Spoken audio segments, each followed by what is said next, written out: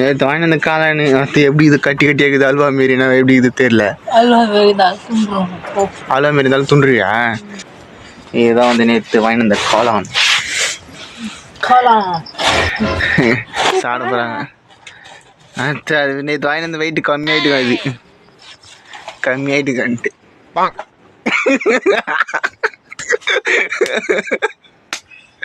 காட்டு காளானு.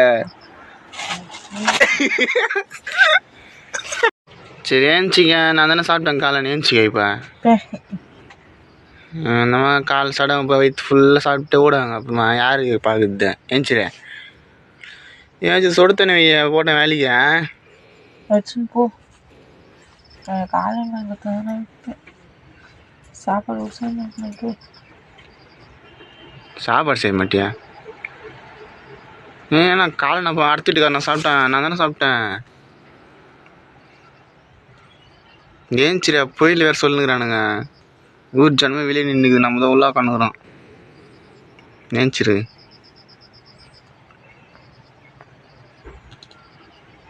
இப்போ அந்த காளானு கோசமாக முந்தி கேஷனுங்கிறாங்க. அப்படிதானே?